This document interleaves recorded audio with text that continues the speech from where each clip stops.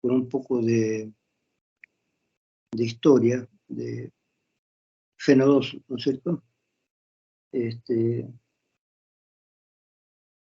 Nosotros prácticamente hemos reconstruido esta materia, así que les voy a dar dos cosas. Primero, les voy a dar las condiciones para seguir mis clases, y segundo, un poco la historia de la materia, y después vamos a entrar en algunos temas. A ver,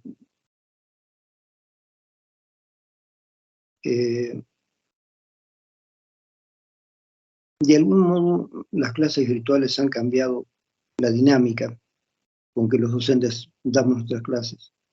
En la clase presencial hay un tipo de dinámica que puede ser más o menos interesante, de acuerdo a lo que a cada cual le guste.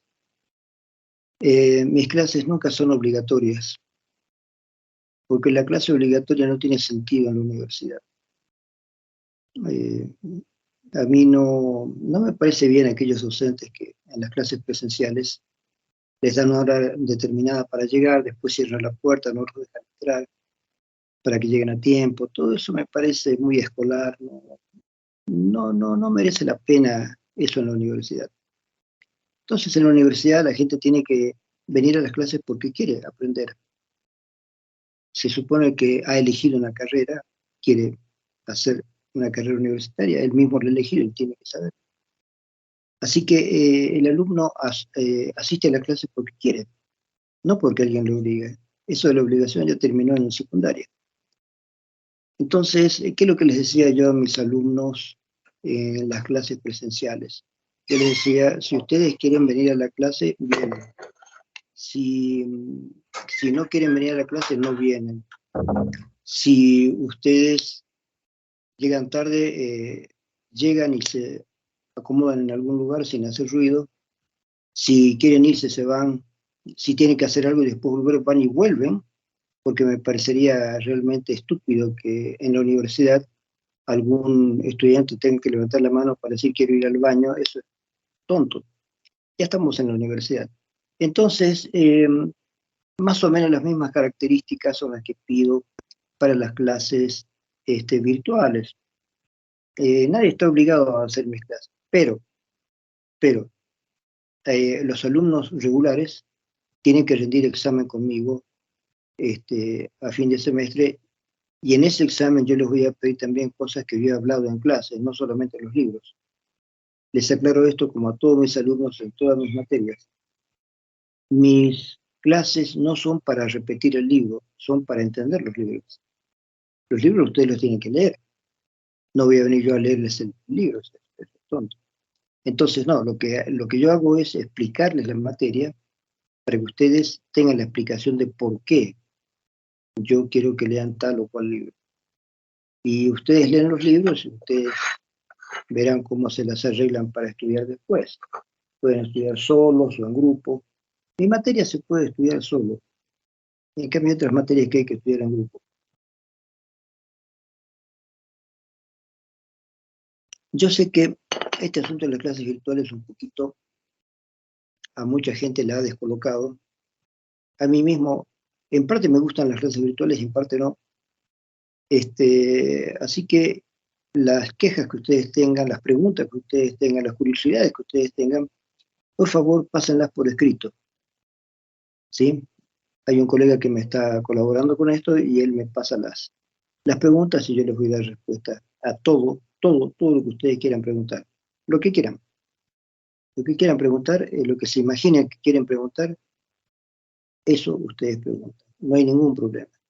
Y si estuviéramos en clases presenciales, igual. No tengo problema con dar alguna explicación. Bueno, esta materia tiene una historia. Y la historia es que esto se llamaba psicología fenomenológica y la daba un profesor chileno. Después este profesor se tuvo que ir cuando vino el golpe de Estado de García Mesa, y a partir de ahí la dio otro profesor que era muy buen profesor, don Rafito Galindo. Después esta materia la tomó un amigo mío que era compañero nuestro, pero ya estaba egresando, ya había egresado, y le dieron la materia, FENA. Después él rindió su tesis y ya se hizo cargo oficialmente de la materia. Y cuando él fue de jefe de carrera, antes habían jefes de carrera, después de que hubo el primer congreso institucional, se declaró que tenía que ser directores de carrera, no jefes de carrera. Entonces fue jefe de carrera y me llamó a mí para tomar la materia FENO 1, Psicología Fenomenológica 1. Yo la di. Después tuve que dejar porque él tenía que volver. Hubo un problema en que a varios docentes no nos dejaron seguir porque éramos egresados, no teníamos el título todavía. Así que después volví otra vez, y porque este colega después se enojó y se fue de la universidad. Entonces yo tomé las materias Fenomenología 1 y 2 y construí una materia bien ordenada. Empezábamos con Husserl, Heidegger, y terminábamos en Feno 2, terminábamos con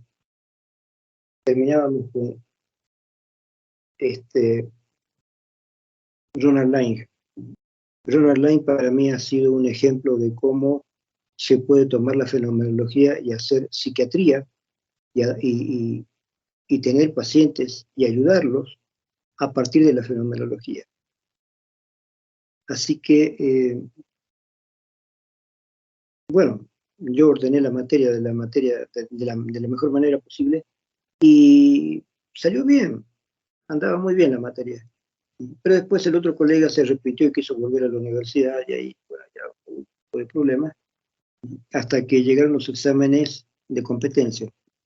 No pude rendir exámenes de competencia porque de pronto desaparecieron algunos papeles míos personales, misteriosamente, en la oficina de registros. Entonces,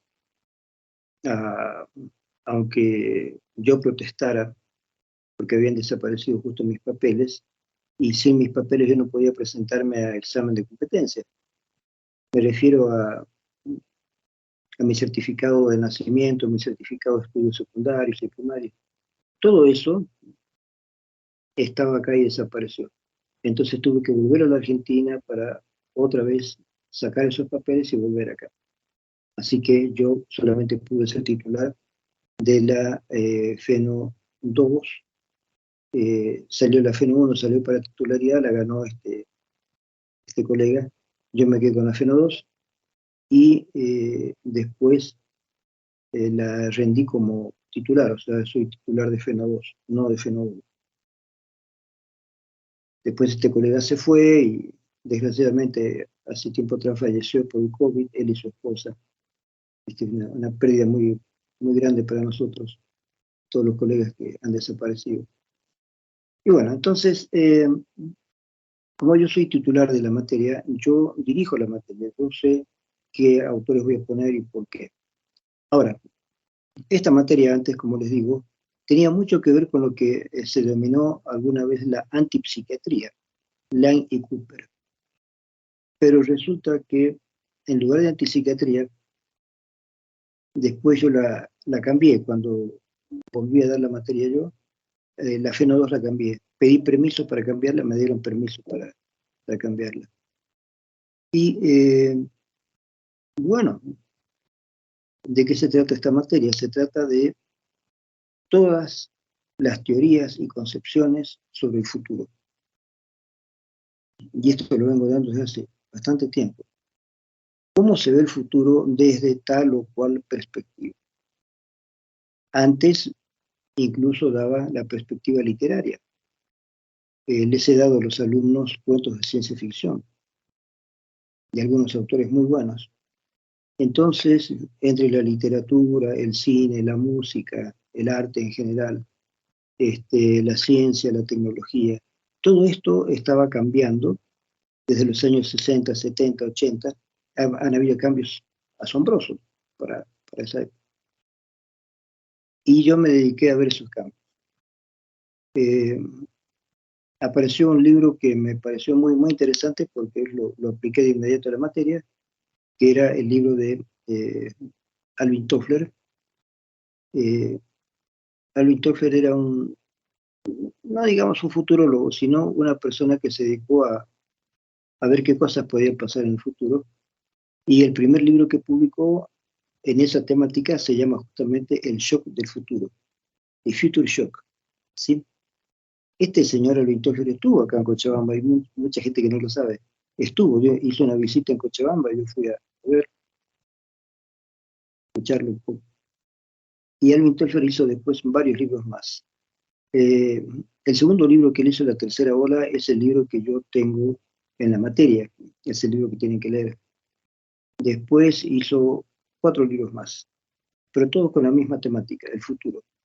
¿Qué se espera en el futuro? ¿Qué es lo que se puede hacer? ¿Qué puede producirse? Los peligros, las tendencias, todo. Y todavía estamos en eso. Por eso mi materia todavía tiene sentido. De aquí a un tiempo más yo cambiaría esta materia, daría otro tema, pero todavía el tema del futuro es un tema interesante. Todavía hay muchos autores, como ustedes van a ver, que se están planteando el futuro de la humanidad. Los progresos tecnológicos especialmente aparecen como buenos y al mismo tiempo como amenazantes. ¿Qué va a pasar cuando haya robots, cuando haya esto? Yo escribí un libro hace años, un libro en un tamaño pequeño para que todo el mundo lo pudiera leer, pero lo que yo he previsto en esos libritos que hice, he previsto que lo mejor que nos puede suceder como humanidad es mejorar nuestras capacidades intelectuales especialmente. No tengo ninguna duda de que la tecnología va a ayudar a la psicología y a la psiquiatría. De pronto se verá cómo se pueden implantar chips en la cabeza de alguien para que se pueda mejorar la conducta y se pueda tener más memoria. Imagínense, en lugar de estar leyendo libros, un chip, ¿sí? Se pone el chip y ese chip tiene toda la carrera de psicología. Entonces ves una película y mientras estás viendo la película, el chip reordena en tu mente todo lo que necesitas sobre la carrera de psicología. ¿Sí? Cuando termina la carga, te hacen un pequeño examen. Te preguntan diferentes cosas de la carrera de psicología, desde lo primero hasta lo último, para ver si lo recuerdas y si eso llegó bien. Y si eso llegó bien, perfecto, ya eres un psicólogo. Faltaría la parte práctica nada más y con eso ya te darían el título. Es decir, estoy hablando de cuestión de minutos, no estoy hablando de cuestión de 5 años. En minutos podría ser psicólogo, no en 5 años. Hay muchas cosas que uno las puede pensar y que tarde o temprano se van a realizar. Se van a realizar. Los robots van a hacer todo. Y la esperanza que yo tengo es que algún día los robots y la cibernética en general puedan reemplazar a la clase obrera. No para que los obreros queden despedidos, vamos a ver también eso en materia, sino para que los obreros dejen de ser obreros. Es decir, será un mundo donde en lugar de clase alta, media y baja, que es lo que yo les enseño también a los que ven conmigo psicología social, que hayan clase alta y clase media, nada más. La clase baja tendría que desaparecer, no porque se los mate, sino porque la clase baja se transforma en clase media. Entonces ahí hay 2 clases, la clase alta y la clase media. Punto. No hay más. Y la clase media y la clase alta tienen vidas vivibles, tienen vidas que se pueden vivir. No es la vida en la miseria, con problemas, con violencia. Eso debería tarde o temprano desaparecer. ¿Se puede lograr esto? Se puede. Se puede. Los que digan que no están equivocados, se puede lograr. La pregunta es, ¿por qué no lo hemos logrado todavía? Porque es complicado para las empresas cómo van a trabajar cuando todo esté robotizado. Pero hay ya pensamientos acerca de eso. Por lo tanto, estos temas son los que vamos a ver en la FENO 2. En la FENO 2 vamos a estudiar el futuro de la humanidad y el presente. ¿Cómo está el presente de la humanidad? ¿Y cuál es el futuro que se avecina? El futuro es cada vez más, se lo ve más amplio, más cercano y en algunos puntos más hermoso, en otros puntos más terrorífico para algunos. Porque la posibilidad de una guerra mundial es una posibilidad que nunca la hemos dejado. Nunca pasó. La guerra mundial está todavía ahí como amenaza.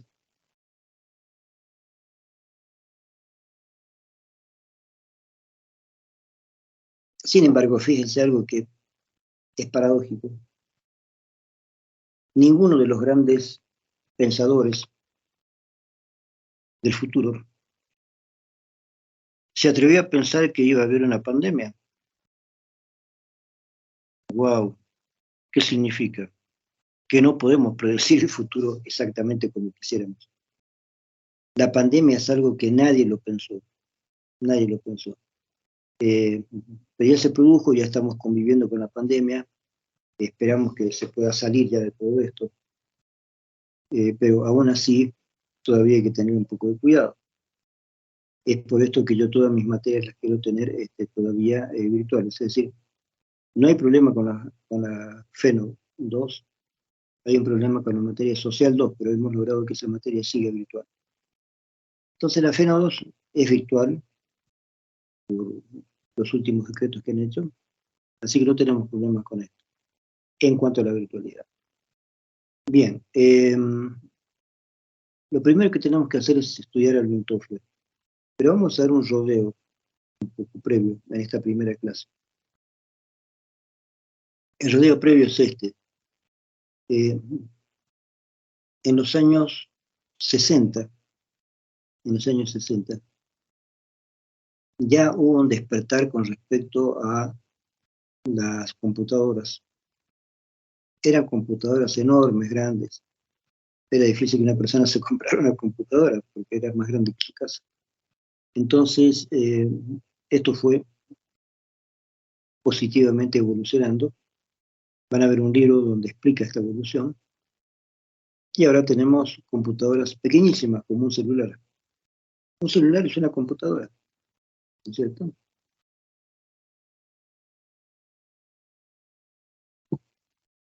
En una computadora o en un celular podemos hacer lo que estamos haciendo ahora, comunicarnos y vernos, ver las imágenes.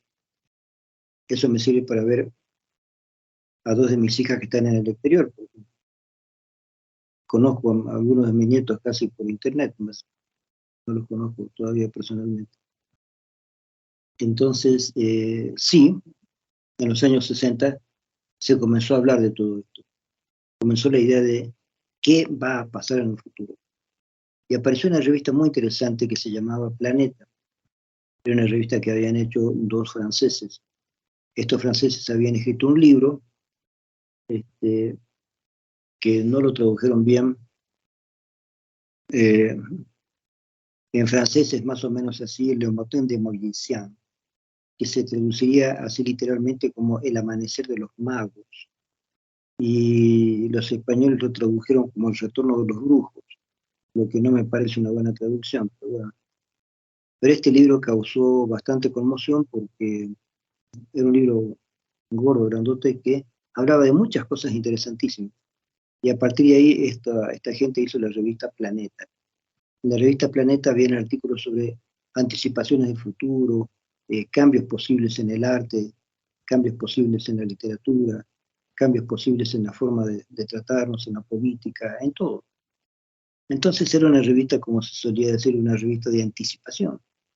Nos anticipábamos al futuro. En los años 60 y 70 teníamos una creencia de cómo iban a ser los años 80. ¿Sí? No pasó mucho de eso. Se especuló demasiado. ¿Sí?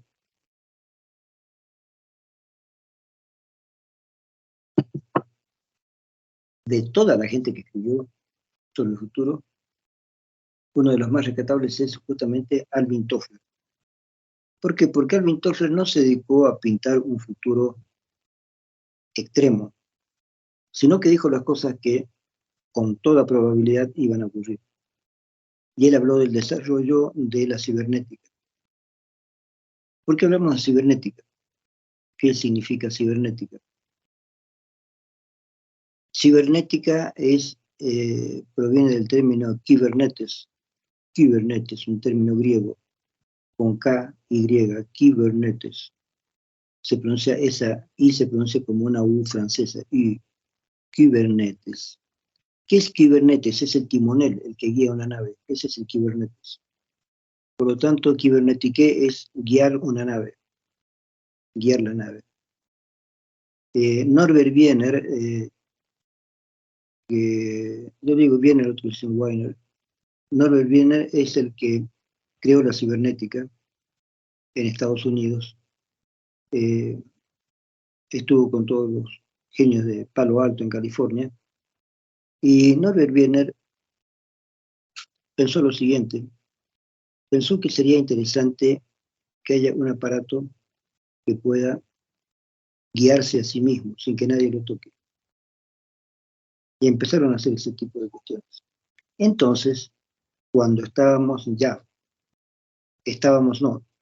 como humanidad, digo, en la Segunda Guerra Mundial le pidieron ayuda a Norbert Wiener porque tenían problemas con los cañones antiaéreos. O sea, los cañones antiaéreos tienen que manejarse de manera que puedan apuntar hacia los aviones que vienen. Para eso son esos cañones. Vienen aviones y apunta hacia los aviones. Pero resulta que en diferentes lugares donde Estados Unidos tenían estos problemas, había lugares donde había mucha arena o mucho frío, y estos cañones no avanzaban a la medida que tenían que hacerlo. Entonces le pidieron alguna ayuda a este equipo, y este equipo les mostró la posibilidad de un cañón antiaéreo como una máquina cibernética. Así que el cañón antiaéreo solo procuraba solucionar los problemas que tuviera. Si tenía que hacer más esfuerzo, hacía más esfuerzo. Tenía que hacer menos esfuerzo, hacía menos esfuerzo. Pero siempre apuntaba a donde tenía que apuntar, sin problema. Resulta un poco desagradable desde cierto punto de vista de que muchos avances de la humanidad han aparecido en la guerra. Es decir, no fueron pensados los avances para hacer el bien. Ahora le vamos a hacer el bien a la humanidad, bla, bla, bla. No. Desgraciadamente los avances aparecen para ver cómo podemos matar mejor al enemigo. Esto es triste y espantoso. Esperamos que algún día todo esto se termine, que la humanidad madure y que la ciencia se dedique a hacer cosas mejores para la humanidad. No buscar cómo matar al otro mejor. No trabajar para los asesinos que producen guerras. Ojalá que no tengamos que trabajar nunca más para eso. Ojalá que la violencia sea uno de los males que se supere en la humanidad. Vamos a ver algo de eso también en mi materia.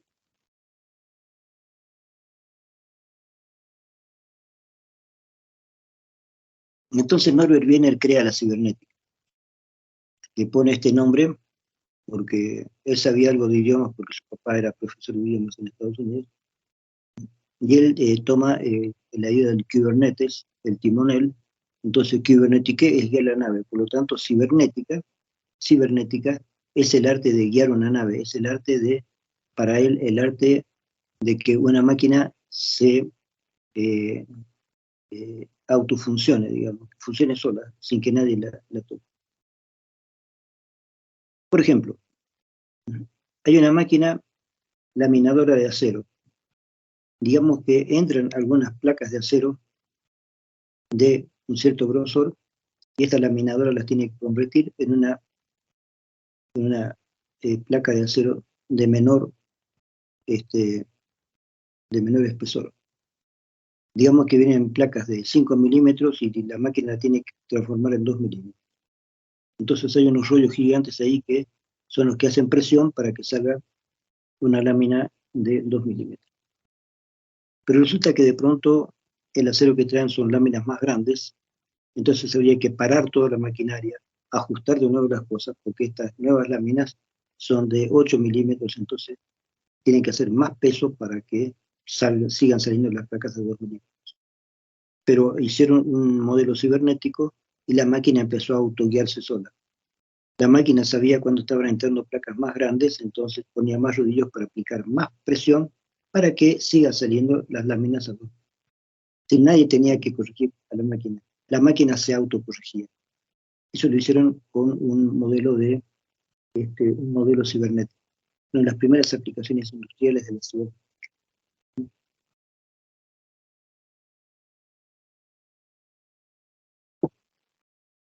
La cibernética se puede traducir también como autogobierno, una máquina que se autogobierna. Nosotros, en gran medida, los seres humanos, somos seres cibernéticos. No hay que plantearse la cibernética como el asunto que algunos plantean, robots y todo eso. Nosotros somos seres cibernéticos en gran medida. Nosotros nos guiamos a nosotros mismos, sabemos lo que tenemos que hacer, aprendemos, ¿sí? Esto es importante. Las máquinas cibernéticas aprenden y siguen haciendo lo que han aprendido.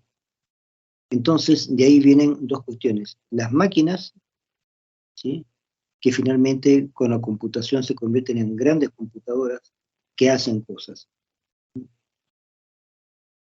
Marca la posibilidad de Alvin Toffler en alguno de los capítulos, que ya se estaba haciendo en algún lugar, de producir bicicletas. Nadie toca la máquina sola hace las bicicletas. Es más, se podría programar la máquina para que haga las bicicletas de diferentes colores, de diferentes formas, de diferentes tamaños. Nadie toca, la máquina hace todo. ¿Sí? Es uno de los ejemplos de que pone Norbert Wiener de cómo se puede aplicar la cibernética a la industria. Una industria positiva de hacer máquinas, no una industria criminal de fabricar armas, ¿no? Una industria positiva. Entonces, Wiener muestra todas las posibilidades interesantes que se puede hacer con la cibernética, y eso es lo que recoge principalmente, junto con toda una historia de la humanidad, es lo que recoge Alvin Toffler. Alvin Toffler está preocupado porque en la década del 70 empieza ya un cambio generacional. En los años 60, ustedes recuerden que ha habido la época de los hippies, la guerra de Vietnam, los hippies estaban en contra de esa guerra. En mayo del 68 en Francia, que fue interesantísimo, después se los voy a contar, y han habido muchas rebeliones juveniles. También años antes, en el 58, por ahí hubo la Revolución Cubana. De manera que los gobernantes empezaron a preocuparse porque habían rebeliones o revoluciones por todos lados. La guerra de Vietnam fue una cosa estúpida. El principal asesino de esta guerra era el presidente Nixon, presidente de Estados Unidos. Digo que es el principal asesino porque estas cuestiones están en las memorias del que era su vicepresidente. En algún momento Nixon se enojó con su vicepresidente, se peleó con él y de bronca mandó bombardear más todavía Vietnam de lo que ya estaba bombardeada. Por bronca. ¿No? Bombardean más a estos cretinos y aumentaron la cantidad de bombas sobre Vietnam. La guerra de Vietnam, como muchas, ha sido una guerra criminal, estúpida y horrible. Y la gente que era hippie, que quería vivir una nueva vida, se enfrentó con esta guerra y trataron de luchar contra la guerra. Por eso el movimiento hippie fue eliminado en Estados Unidos. Eliminado. O sea, agarraban a muchos hippies, los metían en la cárcel, los mataban a patadas y después les decían a los padres que se había caído cualquier cosa. Entonces, había un asunto bastante grave en las épocas de Nixon y algunos otros presidentes que le siguieron. Ha sido gravísimo, porque eso no lo hubiera hecho en esa escala, no lo hubiera hecho el presidente Kennedy. Kennedy no quería involucrarse mucho en la guerra de Vietnam. Mandó algunos aviones, ¿no? Pero la industria de guerra de Estados Unidos querían seguir produciendo armas y mandando jóvenes a morir sin ningún propósito, sin ningún motivo. Estados Unidos no tenía por qué meterse en Vietnam, no era su negocio, ¿no es cierto? No era. Pero querían mostrarse como que ellos estaban en contra del comunismo allí donde pudiera aparecer. Entonces van y asesinan a un montón de gente, pobladores que no tenían la menor idea de lo que estaba pasando a nivel político, hombres, mujeres, niños, todos son arrasados con las bombas que lanzan los norteamericanos. Eso pasó años 60, años 70. Entonces, todo esto Alvin Toffler lo sabía y estaba en contra de todo esto. Con esto les quiero decir que Alvin Toffler no es solamente un escritor que escribió sobre el futuro.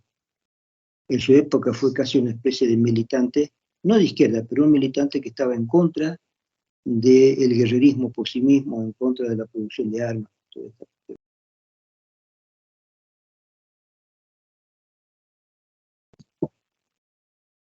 No obstante esto, uno de los últimos libros que escribió Alvin Toffler junto con su esposa, Heidi Toffler, es La guerra del futuro, donde ellos tenían la esperanza de que, hablando desde un punto de vista cibernético, con máquinas, con computadoras, con todo, se pudiera lanzar una sola bomba sobre un punto específico en lugar de hacer todo ese desastre que se ha hecho. Pero vean, lo mismo, aunque Alvin Toffler escribiera esto, lo mismo ha sido el desastre. La guerra de los norteamericanos contra Irak ha sido un desastre total. Han destruido todo, sin motivo. Motivo no, motivo era que Irak quería hacer la guerra con un país pequeño porque ese país pequeño tenía mucho petróleo y quería vender el petróleo más barato. Y si la quiere o no, todos los que producimos petróleo hemos quedado de acuerdo en que el petróleo vale tanto. ¿Sí? Y este país, uno de los países árabes pequeños, dice, no, yo lo voy a vender más barato. Y ahí se armó la guerra, pero esa guerra la detuvo Estados Unidos y más bien hizo la guerra contra Irak, porque le convenía que el otro país vendiera más bajo el petróleo. Y bueno, ha sido guerra estúpida, como la mayoría de las guerras. Destruyeron casi todo Irak 2 veces, ¿sí? 2 veces, fueron 2 guerras. Y bueno, esto es una cuestión política, que en algún momento lo vamos a ver con un poco más de detalle, pero Alvin Toffler vio eso y también propugnó guerras del futuro, donde las guerras pudieran ser solamente enviar una bomba a un lugar específico y nada más. No es cierto esas guerras destructivas que destruyen a toda la población, que todavía se siguen haciendo y que no habría para qué hacerlas. Hoy en día ya no hay necesidades.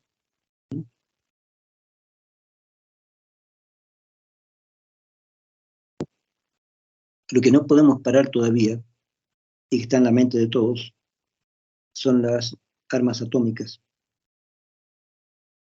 La bomba atómica que lanzaron sobre Hiroshima y la otra sobre Nagasaki arrasó a una gran cantidad de población. Quiero que se imaginen, que entiendan qué pasó con las bombas. En los lugares donde cayó la bomba, era el avioncito que lanzó las bombas, en el lugar donde cayó, la gente que iba caminando cerca de donde explosionó la bomba, esa gente desapareció. Quiero que lo entiendan bien, esa gente desapareció. La onda de la bomba atómica los hizo desaparecer, destruyó todos sus átomos, sus celos, todo. Hay muchas anécdotas de esa guerra. Había un sacerdote, no me acuerdo qué se llamaba, que estaba hablando con una persona y vino la onda de la bomba y milagrosamente no le hizo nada al sacerdote, pero la otra persona la presionó contra la pared y quedó solamente la imagen de la persona en la pared, nada más como una imagen negra de algo que pasó. Quedó solamente la imagen de la persona, ¿no?, contra la pared. Entonces, les doy esto. Hay otros ejemplos que les voy a dar después, para que vean ustedes que la energía atómica es peligrosísima, re peligrosa. Además, si se lanzan bombas atómicas como las que lanzaron en Japón, la radiación quedaría durante mucho tiempo en la atmósfera. Y todas las personas que salgan y estén expuestas a la radiación se irían muriendo de a poco. ¿Cómo? Se les va cayendo la piel de a poco, hasta que llegan los huesos, hasta que llega el corazón y ¡pum!, listo. Entonces, pero mucho antes de que llegue el corazón. Si hay una radiación que te va desintegrando de a poco, te quedarás ciego, te quedarás sin nariz, te quedarás sin boca, te quedarás sin garganta, antes de llegar al corazón. O sea, hay toda una parte de tu cuerpo que va desapareciendo. Eso pasaría con la bomba atómica una vez que la bomba ya explosionó. Mató a toda la gente que pudo, pero después la radiación sola sigue matando gente. De una sola bomba atómica se puede esperar que esa radiación dure meses. Y mucha gente va muriendo por la radiación. Así que no es chiste este asunto de la guerra atómica. Y todos esperamos que no haya, que no exista eso, que no haya más. Pero los países que tienen la bomba atómica no quieren desprenderse de eso. Ninguno. Ahora, Estados Unidos se lanzó contra Rusia cuando Rusia dejó de ser comunista, se lanzó contra Rusia para ver dónde tenían las bombas atómicas. Y algunas las agarraron y otras no saben dónde.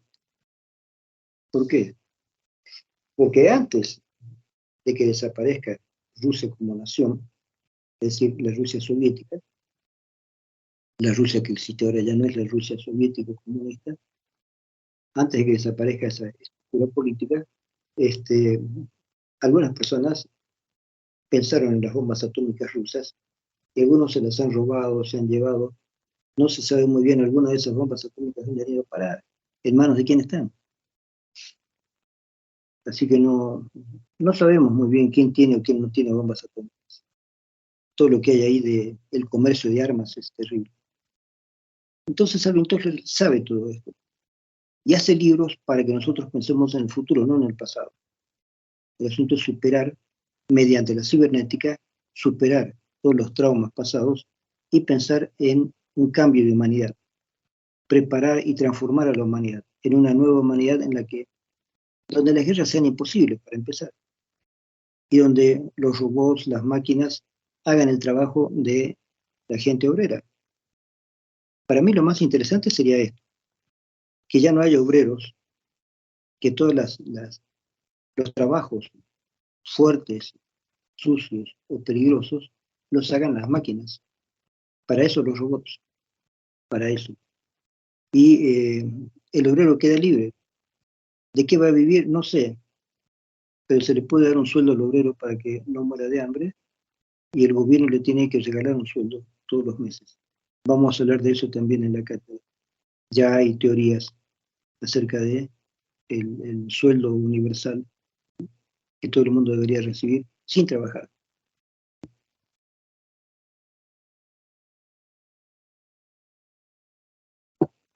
La cuestión no es no trabajar, sino trabajar menos. Que el horario de trabajo se reduzca a 3, 4 días de trabajo y el resto de la semana le quede a la persona para disfrutar con su familia, salir, divertirse. Vamos a ver algo de eso también en la materia. Entonces, en materia FENO2 intenta, aunque en los últimos tiempos es difícil, pero intenta ser una materia optimista, una materia que nos obliga a pensar qué va a pasar. Porque la gran pregunta es, ¿qué va a pasar en el futuro? ¿Sí? Fíjense que recién se piensa en el futuro con el Renacimiento. El Renacimiento es el nombre que se le da a una forma de ver el mundo en Europa en el siglo XVI, XVII. ¿Sí? Desaparece poco a poco lo que llamamos la Edad Media y aparece, antes de la Edad Moderna, aparece el Renacimiento. Hay muchas formas de discutir este asunto histórico, pero sí es cierto que Europa empieza a cambiar. Cambia Europa gracias, en principio, a que los reyes católicos descubren con su gente, con Colón, descubren este continente que se llama América. Ellos lo llaman América, el rey lo llama América por Américo Vespucio. Américo Vespucio es el que hizo los primeros planos, la primera cartografía para mostrar cómo era este nuevo continente. Nadie sabía cómo era, pero este señor viajó, habló con los que habían viajado y formó el mapa de América. Por eso, por Américo Vespucio, es que el rey de España le llamó a todo este continente América. En realidad le debería haber llamado Colombia en honor a Colombo, pero a estas alturas el rey ya estaba enojado con Colombo, varias cosas.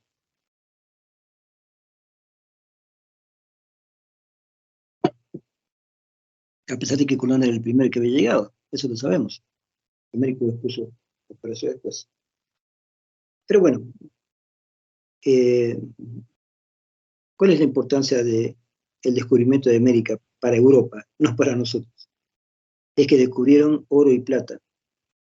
Oro en México y plata en Potosí, lo que es Bolivia ahora, lo que es el Alto Perú. Entonces, con el oro y la plata se activó todo el comercio europeo. ¿Por qué se activó? Porque, a ver, yo tengo una vaca y le cambio a alguna persona porque necesito alimentos más allá de la vaca.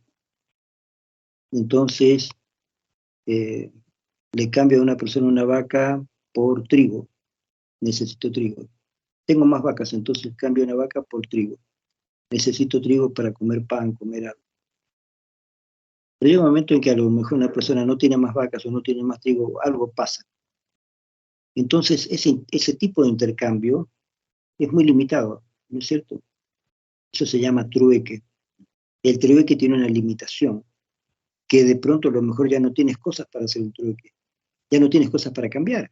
¿Qué vas a cambiar? Entonces, la moneda es importante, pero ¿qué es importante de la moneda? Que la moneda tenga valor. ¿Y cómo sabemos que tiene valor? Porque no puede ser duplicada, no puede ser de ninguna manera falsificada. ¿Y cómo lo logramos? Ah, por materiales nobles, como el oro y la plata.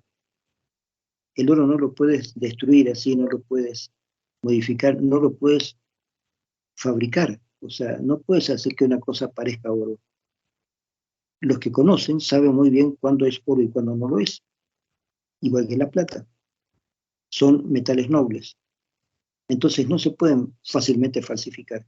Por lo tanto, el oro y la plata producen monedas y eso produce entonces un gran comercio en toda Europa. Es una de las posibilidades que levanta Europa. ¿Sí? El descubrimiento de América, ¿para qué sirve? Para que los europeos avancen, no para que nosotros avancemos, para que los europeos avancen.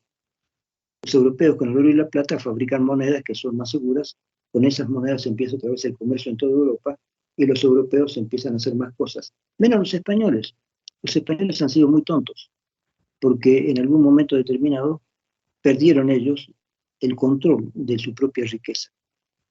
Por supuesto, cuando tuvieron la posibilidad mejor, era con Enrique VII, con Enrique VIII, que era al mismo tiempo rey de Alemania y de España. Este tipo fue evidentemente muy poderoso. Y esa fue la mejor etapa de España. Pero después vinieron reyes apocados, reyes que no sabían cómo gobernar, y la Iglesia Católica fue tomando ya el mando de España, y España se fue apagando, digamos, encerrando. El resto de los países europeos, gracias al oro de España y la plata que España trajo, el resto de los países europeos empiezan a ser más grandes. Inglaterra se va al norte y trata de conquistar la parte de Norteamérica. También van allá franceses. Ingleses y franceses son los que se van al norte de América. En lo que ahora es Estados Unidos, Francia ya no tiene poder. Los ingleses los llevaron hacia el norte.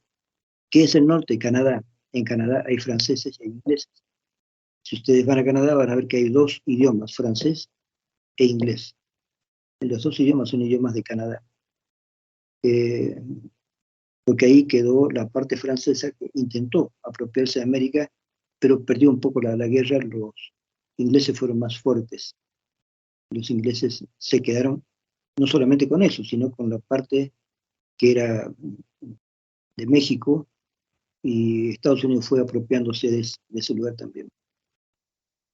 Por lo tanto, hay una evolución del mundo a partir de el oro y la plata. Uno pensaría, sería bueno que haya una evolución por otras cosas. Sí, también la hubo. Claro que la hubo. Sí.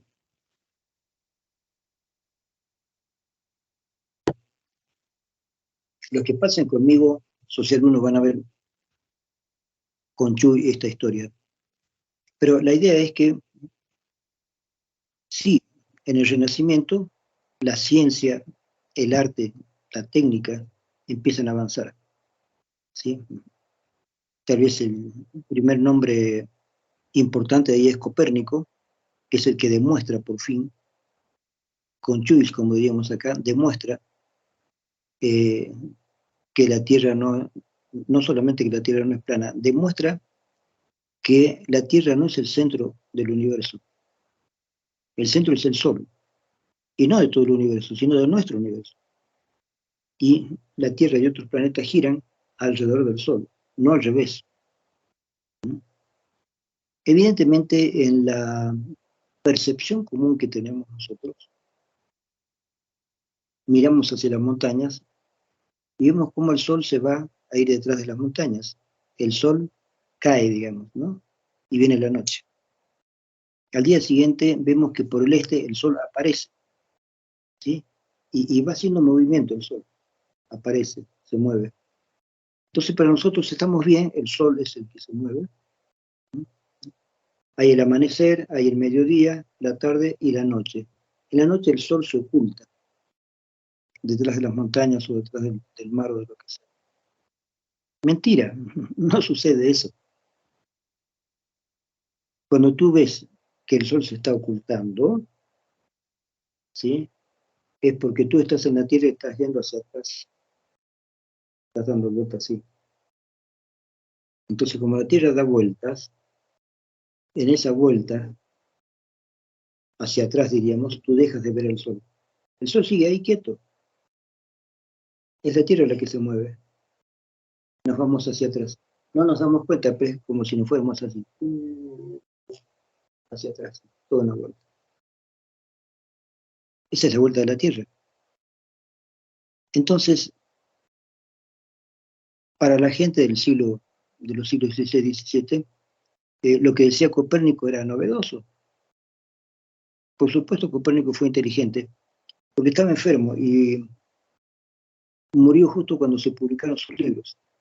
Yo digo inteligente porque de esa manera no lo pudieron matar los sacerdotes que estaban tratando de que no hubiera ciencia. Pero eso ya digamos, se aclamó todo esto como la nueva ciencia. Se tomó las ideas de Copérnico muy bien, ¿por qué? Porque no eran ideas. Copérnico hizo, fíjense, hizo medidas. Cuando Copérnico ni siquiera tenía un larga vista, miraba las estrellas todas las noches y tenía una especie de, una cuestión hecha de maderas para medir la distancia de las estrellas y más o menos cómo iban cambiando de lugar. Todas las noches, durante mucho tiempo. Cientos y cientos de anotaciones. Y con eso llegó a la conclusión de que nosotros nos movemos, no el Sol. Eso fue importantísimo porque cambió todo el espectro científico.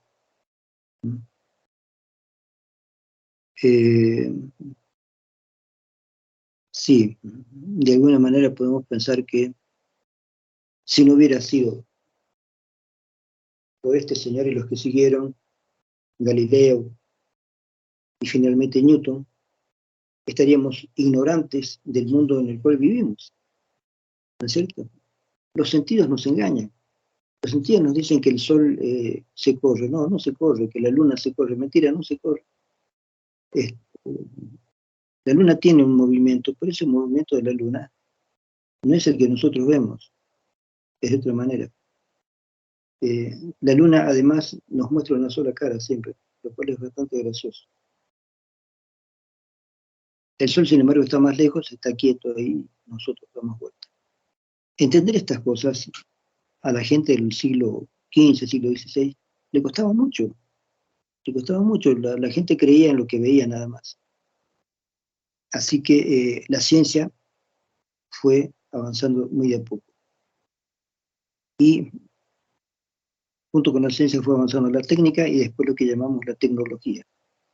La tecnología es la ciencia de la técnica, es decir, cómo hacer algo. Es decir,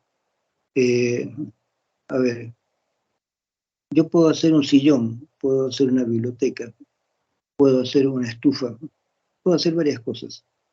Las puedo construir, ¿sí? Y eso es técnica. Pero hay construcciones que no las puedes hacer todas a mano a cada rato. Eso ya es la tecnología. La tecnología es cómo pensar máquinas que puedan producir cosas sin que yo tenga que estar a cada rato interviniendo. Ya no interviene el ser humano, interviene la máquina nada más. Y ahí es donde viene la tecnología. Ya no es una mera técnica, es la tecnología. Cómo hacer una técnica para que se produzca algo. ¿Mm?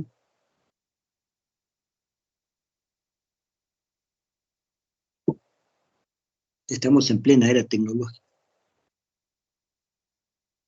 Producir un celular es tecnología. Eso ya es tecnología.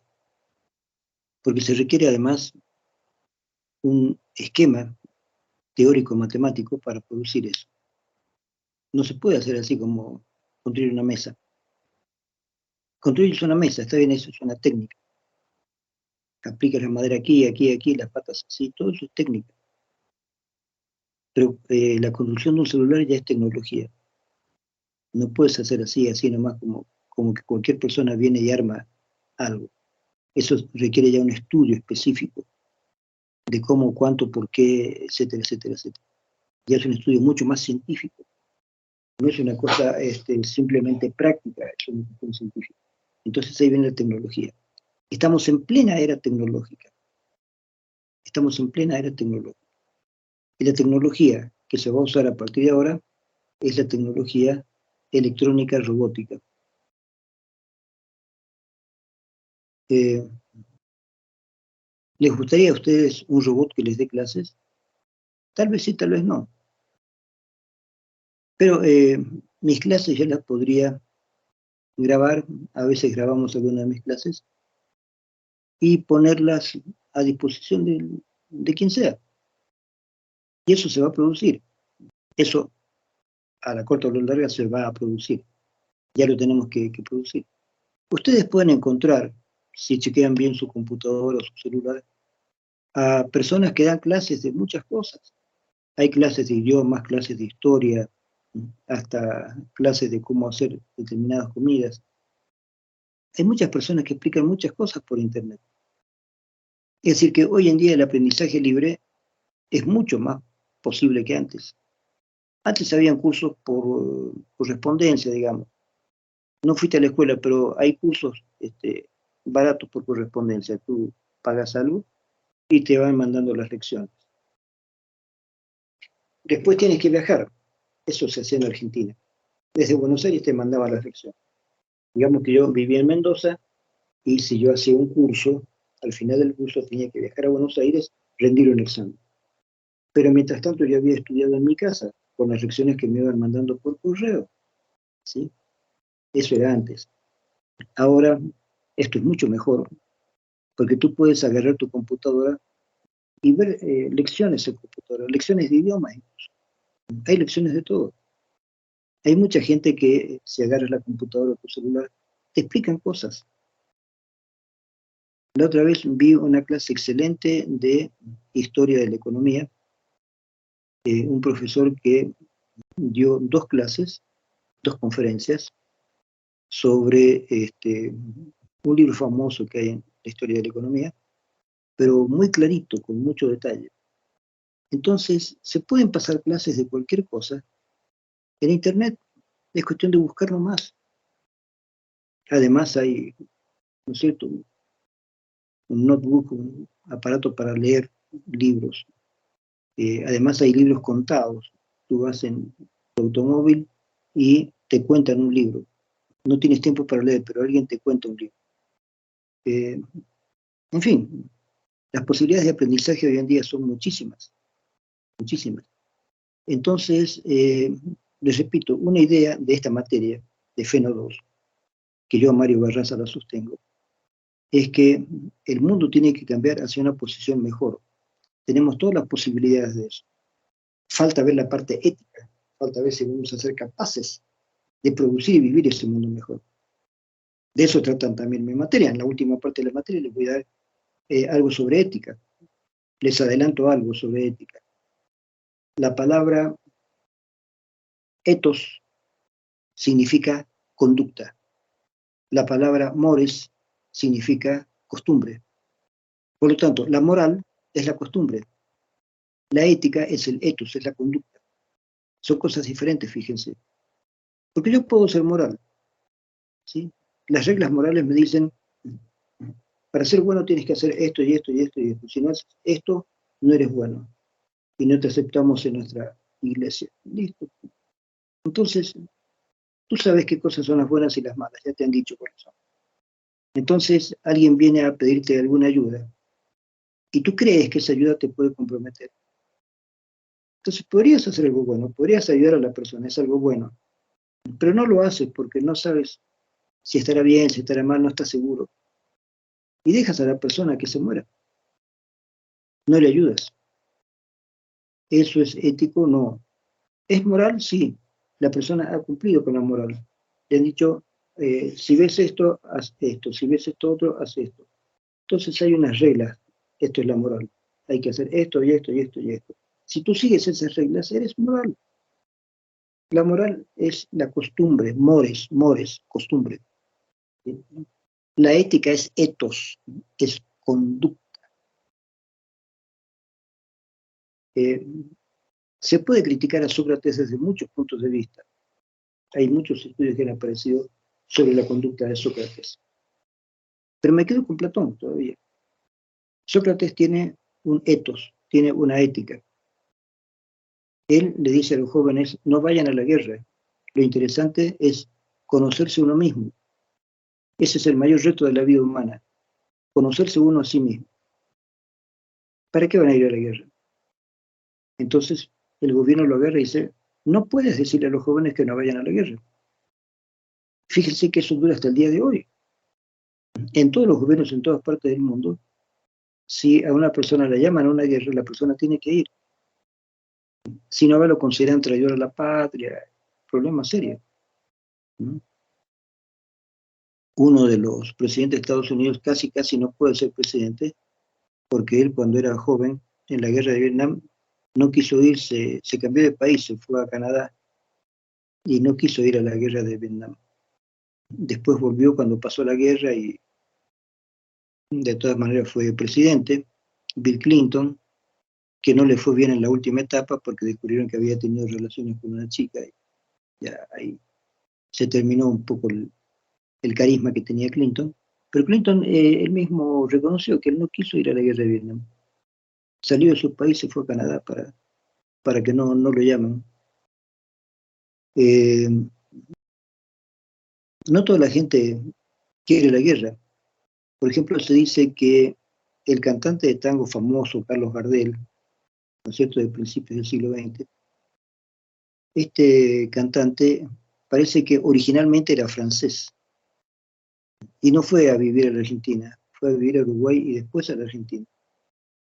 Entonces, él se cambió la nacionalidad a uruguayo, tenía nacionalidad uruguaya y de esa manera pudo viajar a Europa. ¿Por qué? Porque si él se mantenía como francés y viajaba a Europa, iba a tener que participar en la Primera Guerra Mundial. Para no participar en esa guerra, incluso hay un tango donde él habla en contra de la guerra,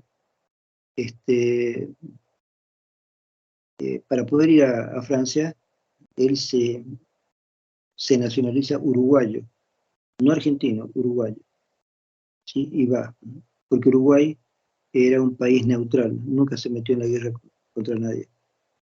Después viene la Argentina y se hace argentino. Esa es la historia más o menos verídica que tenemos de este señor. Pero él hace actos contra la guerra.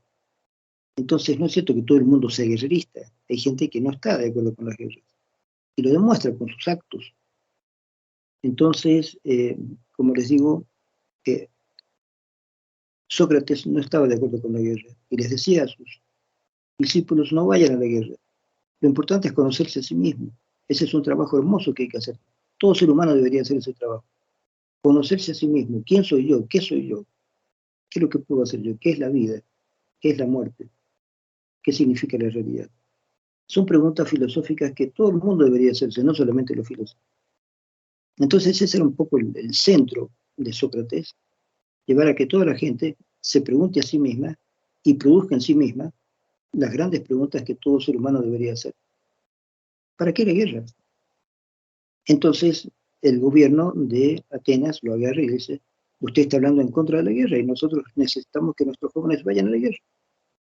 Dice, sí, es cierto, yo dije eso. ¿Quién más dijo? Y él hecho esto y esto y esto. Y bueno, finalmente lo condenan a muerte. Tenían la delicadeza de no matarlo los mismos jueces. Le dan a beber la cicuta, es un veneno. Y él toma el veneno. ¿Sí? ¿Por qué lo hace? Se suicida, no. Está siguiendo las normas. La norma es, le damos a usted ese veneno, le ordenamos que lo tome. Usted está condenado a muerte, punto. Y él toma. Sus discípulos gritan, todo. Bueno. Tenían ya un barco preparado para hacerlo escapar y él no quiere. ¿Por qué? Él dice, si yo huyo, todo lo que yo he enseñado no sirve. Porque yo les he hablado de la ética. Y si yo me escapo, quiere decir que no tengo ética. Es decir, que todo lo que yo dije no tendría valor. Por lo tanto, no me quedo. Y si tengo que tomar la cicuta, la tomo y listo, y se acabó. Me condenan a muerte, me condenan a muerte. Punto, me quedo acá. No voy a salir, no voy a viajar. Si salgo, entonces ya mis enseñanzas no tienen sentido. Para que mis enseñanzas tengan sentido, yo tengo que quedarme acá y si me condenan a muerte, tomo la cicuta y listo. Y es lo que hace. Eso es ethos, eso es la ética. El valor de la conducta propia. ¿Cuál es la mejor conducta que yo debo tomar en una circunstancia?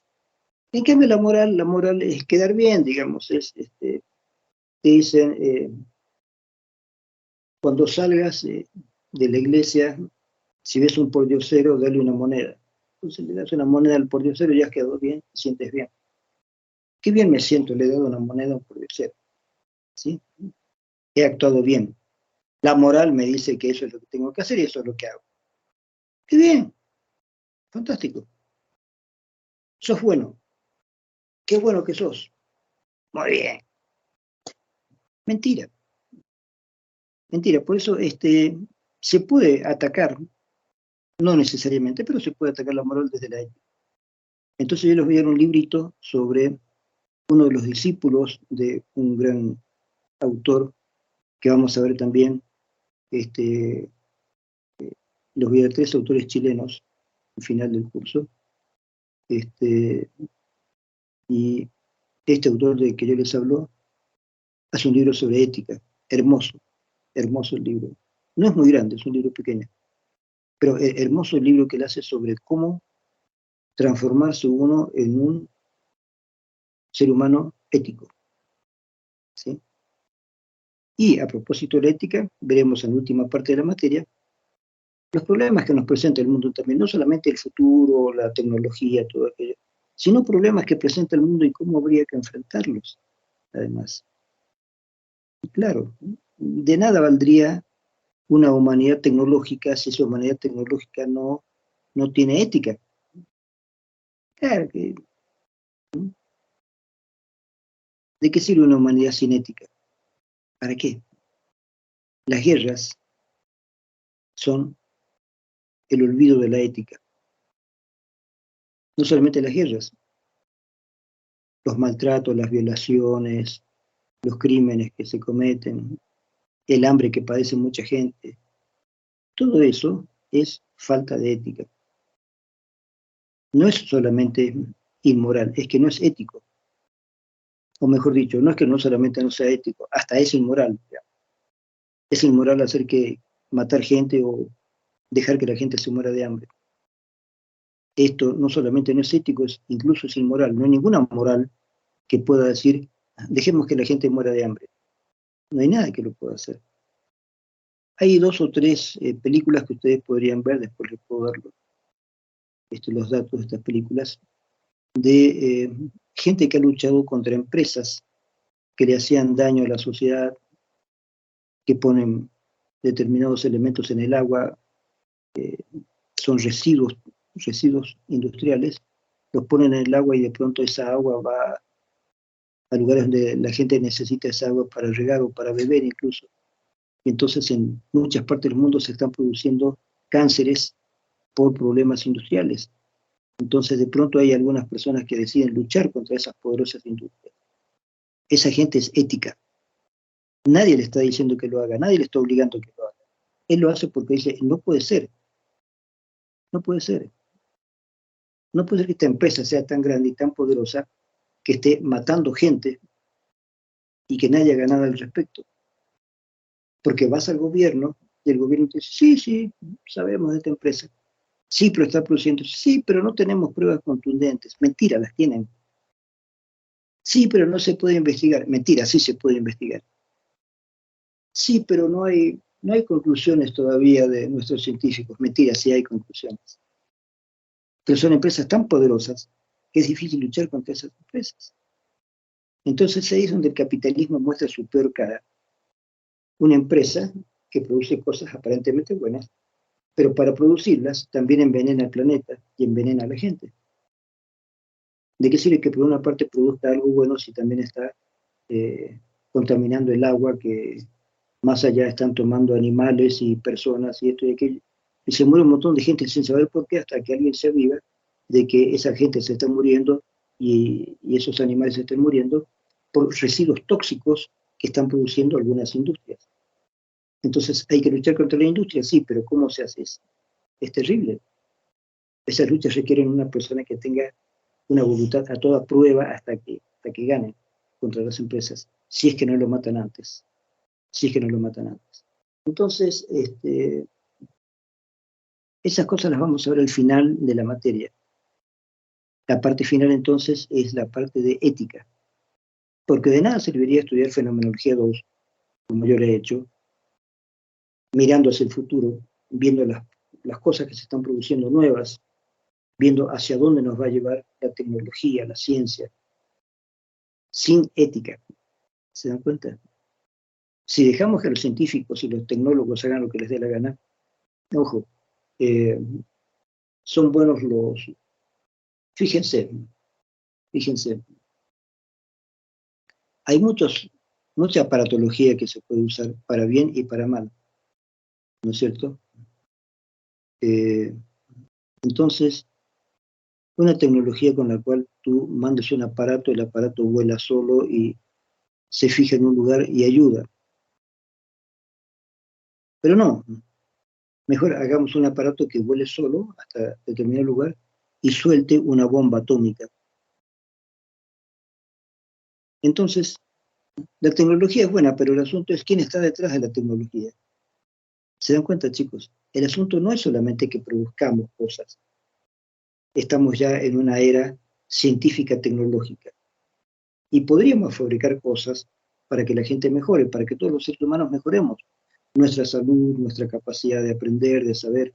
Podemos hacer todo eso. Hagamos eso. Pero no, hay gente que también utiliza las mismas cosas para el mal. Entonces, un dron, por ejemplo, se podría utilizar para ver peligros en algún lugar y el dron te puede alertar. Cuidado, en este lugar pasa esto, cuidado, en este lugar pasa esto. En lugar de eso, ¿qué hacen? Agarran un dron y lo mandan para matar a un tipo. ¡Bum! Lo matan. ¿Sí? Eso hace el gobierno de Estados Unidos permanentemente. Utiliza todas las tecnologías contra los enemigos que existen o que se los inventan. ¿Sí? Estados Unidos inventa a veces, este tipo es malo, hay que hacer la guerra. La guerra de Vietnam es un poco eso. Estados Unidos no tenía nada que hacer en Vietnam. País pequeño, lejanísimo. Vietnam del norte y del sur se están peleando. Estados Unidos podría decir, estamos de acuerdo con tal persona y no con tal. Listo, nada más. Pero no, manda tropas y cada vez más y más y más y más y más, hasta que arma una guerra descomunal. ¿Sí? Miles, millones de toneladas de explosivos sobre una población pequeñísima. ¿Para qué? Miles y miles y miles de hombres, mujeres y niños muertos. ¿Para qué? Para demostrar, nosotros somos anticomunistas y quieren ser comunistas, les vamos. Pero es un país pequeño que queda a miles de kilómetros de Estados Unidos. Estados Unidos no tiene nada que hacer ahí. Además, ese país ni siquiera le ha declarado la guerra a Estados Unidos. Pero no, primero van los franceses para frenar a los vietnamitas. Y como no pueden, entonces vienen los yanquis. Que nosotros los vamos a frenar a estos tipos. Y les meten bombas así durante años. Destruyen todo lo que pueden. ¿Qué hacen los vietnamitas? Construyen por debajo de la tierra toda una ciudad. Hacen una especie de ciudad subterránea. Y se mantienen ahí. Siguen ellos también, con la ayuda de algunos países, lanzando también algunas bombas contra los norteamericanos. Años. Hasta que finalmente Estados Unidos se da cuenta de que ya, ¿qué más va a hacer? Y termina la guerra. Por fin termina esa locura y los yanquis se vuelven otra vez a Estados Unidos. Una locura total, o sea, algo que no tiene absolutamente ningún justificativo, ni siquiera político, mentira, ningún justificativo político, para nada. Pero bueno, esa es una de las guerras, las bombas atómicas sobre Hiroshima y Nagasaki y la guerra de Vietnam están entre las peores cosas que pudo haber hecho Estados Unidos en su historia. Las otras tienen que ver con Latinoamérica. No estoy hablando en contra de los norteamericanos, en contra de los estadounidenses, quiero que me entiendan bien. Estoy hablando en contra de la guerra, y especialmente, creo que ninguna guerra tiene ningún sentido, pero hay guerras como la guerra de Vietnam que no tiene absolutamente ningún sentido. Absolutamente, no hay ninguna justificación para una guerra. Nunca la hubo. Hitler quiso dominar todo el mundo, no lo logró. Las dos peores guerras que se han visto en Rusia es cuando Napoleón intentó invadir y conquistar Rusia y no pudo. Tuvo que volverse con la mitad de los hombres. Murieron la mitad de los hombres, los otros estaban enfermos, hambrientos. Perdió Napoleón la guerra en Rusia. Y el segundo que perdió la guerra en Rusia fue Hitler. Hitler tenía un pacto con Rusia de no meterse con Rusia. Y lo mismo la atacó así de manera traidora, digamos. Y los rusos tuvieron una guerra intensísima, murieron millones de personas ahí, pero lograron sacarlo a los alemanes. No solamente lo sacaron de Rusia, lo siguieron hasta Alemania, los volvieron hasta allá, hasta Alemania. Y cuando Hitler se enteró de que los rusos ya estaban en Alemania, se pegó un tiro, se dio cuenta que era fracaso total. ¿Los rusos son buenos? No, nadie es bueno. Cuidado con esto. Porque un general ruso les permitió a sus soldados en uno de los países no, una localidad cerca ya de Berlín, se metieron en una gran ciudad, tomaron la ciudad los rusos y el general que los mandaba les permitió a los soldados que violaran a todas las mujeres. Y todas las mujeres de esa localidad fueron violadas una vez, otra vez, otra vez, durante todo el tiempo que estuvieron los rusos ahí. Cuando se fueron los rusos, las mujeres quedaron totalmente desequilibradas por todas las violaciones sexuales que habían sufrido. Y muchas de ellas, andando el tiempo, se suicidaron. Entonces, ¿los rusos son buenos? No, no son buenos. ¿Quién es bueno? Entonces, mi materia no trata sobre la gente buena y mala, pero al final de la materia vamos a ver, como les digo, un poco este asunto de la ética, porque conviene. No es cuestión de estar de una manera bastante ingenua diciendo, oh, la tecnología, la ciencia nos va a hacer mejores. Sí, nos puede hacer mejores. Sí, señor, yo estoy absolutamente seguro que la ciencia y la tecnología va a mejorar muchísimo a la humanidad, en muchos sentidos. Uno de los principales, y les repito, es que la tecnología tiene que hacer que se termine la clase obrera, no por exterminarla, sino porque no sea necesaria. La clase obrera tiene que ser reemplazada por máquinas. ¿Y qué hacemos con los obreros? Pues los convertiremos en clase media. Pero ellos sé que van a trabajar. Darles plata. El gobierno le tiene que dar plata a la gente. Darles. aunque no haga nada, tiene que darle plata. Entonces, hacer un plan de acción. ¿En qué podría trabajar usted? Hay estas posibilidades, esto y esto. Bueno, elijo esta posibilidad, listo, haga. Y mientras tanto yo le voy a pagar. Aparte de lo que usted gana en el trabajo, yo como gobierno le voy a dar este dinero para que usted se sienta seguro de que usted y su familia no van a pasar hambre si es que ese trabajo se termina. Usted hace ese trabajo X, hay el trabajo X, Y, Z. Usted hace el trabajo X.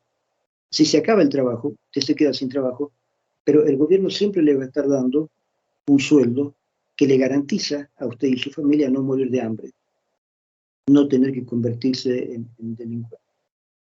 Y el gobierno siempre le va a pagar este dinero durante 10 años, durante 20 años, qué sé yo. ¿Se puede? Se puede. Vamos a ver un libro donde se demuestra que sí se puede hacer eso. Y vamos a ver también que hay mucha gente en contra de esta idea.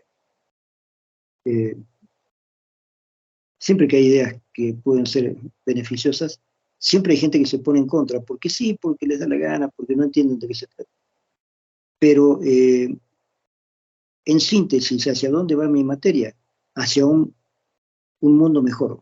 No un mundo feliz, porque si digo eso, eh, recobro el nombre de una famosa novela donde el mundo futuro no es tan feliz. Hay muchas novelas sobre el futuro, esta la hizo Aldous Huxley, eh, que un autor inglés, que muestra un futuro donde los seres nacen en probetas, en tubos de ensayo, pero todavía existen las clases sociales, entonces hay los tubos A, B y C, y los A manejan todos los tubos. Pero todavía en una isla hay seres humanos corrientes que han nacido de madre humana y los tienen en una isla porque no saben qué hacer con ellos, porque les dan asco, son seres que han nacido de madres humanas que en cambio nosotros nacemos en laboratorio, somos seres puros, somos más perfectos, bla, bla, bla, bla. Eso es el libro de Huxley, este, que lo tengo en inglés, que también tengo una versión en inglés. Brave New World en realidad es en inglés. Brave New World se podría traducir directamente como Bravo Nuevo Mundo, o sea, qué buen nuevo mundo, así, ¿no? Pero de manera irónica, ¿no es cierto? Entonces, se han hecho muchas novelas pensando en que la ciencia en el futuro no va a ser tan generosa, no va a ser tan buena. Es decir, un mundo hipercientífico y también hipertecnológico en manos de mala gente puede ser un mundo también monstruoso, puede ser un mundo muy terrible. Entonces, la lucha final siempre es ética. Entonces vamos a hablar de cuestiones tecnológicas, de cuestiones económicas, de cuestiones políticas, pero al final vamos a resaltar la parte ética. Ojalá que podamos hacer un buen salto al futuro, pero manejando bien, racionalmente, no solamente una cuestión emocional, no, racionalmente la ética. La ética tiene que ser un esfuerzo humano que parte de la razón y transforma a toda la persona. Algo así como hacían los místicos, vamos a hablar un poco de la mística también, que era la forma de la ética que hubo en muchos países, en muchas épocas. Así que básicamente eso va a ser la FENO 2. Les he dado una idea más o menos. Hay toda una historia, como les dije, de esta materia. Cuando quieran les puedo referir con Chuy, como se dice, cómo fue esta materia, cómo se llegó hasta esto. Ustedes van a ver entonces que la FENO 2 que yo doy no tiene nada que ver con la FENO 1. Ustedes ven, no tiene nada que ver. Es otra cosa. Es otra cosa. Es otra cosa. No tiene nada que ver. Entonces, aquí termino esta clase porque quiero que esta primera clase sea solamente de una información de qué trata la materia. Los libros y todos ya les van a decir a ustedes dónde los consiguen, cómo los consiguen, fotocopias, no hay ningún problema. ¿Qué más? Bueno, les repito que si es posible, alguna que otra vez, a modo de conferencia, digamos, tal vez trataré de pedir permiso para dar alguna clase interpersonal, una clase este, en vivo, porque la clase que yo hago con ustedes como la que estoy haciendo ahora, es una clase que no me permite dialogar mucho, no hay mucho tiempo para dialogar porque se puede perder tiempo. Y en la clase virtual es preferible no perder tiempo. Pero voy a tratar, a medida que corre el semestre, yo he pedido la jubilación, pero si no me jubilan todavía, durante este semestre voy a seguir siendo el docente. Y si tenemos clases, yo voy a tratar de que una o dos clases las podamos pasar, por ejemplo, en el aula magna o en un aula grande, donde ustedes puedan estar y podamos conocernos interpersonalmente y podamos ahí también solucionar algunas dudas, ¿no es cierto? Lo que no puedo es pasar permanentemente las clases presenciales. Esto es porque me han aconsejado por mi edad que me cuide por este asunto de la pandemia, que es un asunto que nadie se lo esperaba, ¿no es cierto? Y bueno, yo ya tengo 76 años, en 4 años más voy a tener 80. Entonces ya hace rato que pedí la jubilación, no me la dan, voy a insistir. Me imagino que la jubilación saldrá cuando termine mis clases, ojalá. Y bueno, sobre todo esto, tengo una deuda de escribir libros acerca de las materias que doy, pero no hay el tiempo necesario, porque escribir un buen libro significa también hacerse de información, buscar mucha información, y eso lleva mucho tiempo. Tienes un trabajo investigativo. Si ustedes ven todo el material de bibliografía que tiene Alvin Toffler en cada uno de sus libros, es impresionante, impresionante. La cantidad de libros que él pone de bibliografía es impresionante, libros, folletos, comunicados, todo. Entonces, si se hace un libro, una de dos, o se puede hacer un libro de simple opinión, donde pones unos pocos autores, o haces un libro de opinión y estudio, donde tú dices, he estudiado todos esos autores y tengo esto que decir acerca de este tema. Entonces, ojalá me pueda jubilar y pueda publicar algunas cosas. Algunas cosas ya más o menos las tengo hechas, pero hay que pulir. Y de alguna manera me parece que es necesario al final tener esta posibilidad de escribir y de publicar.